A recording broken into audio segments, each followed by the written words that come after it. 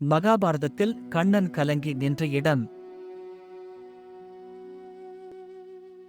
ஒரு மனிதனின் செயல் எப்பேற்பட்ட மனிதனையும் நல்லவர்களாகவும் தீயவர்களாகவும் மாற்ற முடியும். அப்படியாக ஒரு முறை அர்ஜுனனுக்கு கண்ணன் உடல் அழியக்கூடியது, ஆத்மா அழியாது என்று கீதோபதேசம் செய்தார். ஆனால் அவரையே கண்ணீர் கடலில் ஆழ்த்திய இடம் ஒன்று இருக்கிறது. அதை பற்றி பார்ப்போம். மகாபாரத போரில் கர்ணன் அடிபட்டு இறக்கும் தருவாயில் இருக்கிறான். அவன் செய்த தர்மம் அவனை காத்து நின்றது. அந்த வேளையில் அந்த தர்மத்தையும் கண்ணன் தானமாக பெற்றுக்கொண்டான். கண்ணனுக்கே தான் செய்த செயல் தாங்க முடியவில்லை. ஆதலால் கண்ணன் கர்ணனிடம், உனக்கு ஒரு வரம் தர விரும்புகிறேன், என்ன வரம் வேண்டுமோ கேள் என்றார். அப்போதும் கர்ணன், கண்ணா, எனக்கு மறுபிறவி என்று ஒன்று வேண்டாம். அப்படி ஒரு வேளை பிறக்க நேர்ந்தால் யாருக்கும் இல்லை என்று சொல்லாமல் கொடுக்கும் உள்ளத்தை கொடு என்று வேண்டினான்.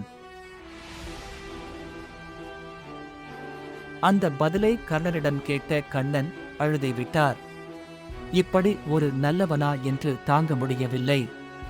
கீழே விழுந்து கிடந்த கர்ணனை அப்படியே எடுத்து மார்போடு அணைத்துக் கொண்டார்.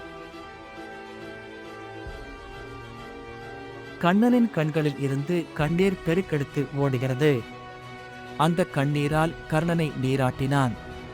பின், கர்ணா, நீ எத்தனை பிறவி எடுத்தாலும் தானம் செய்து அதை செய்ய நிறைய செல்வமும் பெற்று முடிவில் முக்தியும் அடைவாய் என்று வரம் தந்தார். இறைவனை காண வேண்டும், முக்தி அடைய வேண்டும் என்று எவ்வளவோ பேர் தவம் செய்வார்கள். எத்தனையோ தேடல்களில் ஈடுபடுகிறார்கள். கர்ணன் இறைவனை காண வேண்டும் என்று எந்த தவமும் செய்யவில்லை. முக்தி வேண்டும் என்று மெனக்கெடவில்லை. கர்ணனின் நல்ல செயலால் இறைவன் அவனை தேடி வந்தார். கேட்காத போது விஸ்வரூப தரிசனம் கொடுத்தார். அவனை கட்டி அணைத்துக் கொண்டார், கண்ணீர் விட்டார். செல்வம், ஈகை, முக்தி என்று எல்லாம் கொடுத்தார்.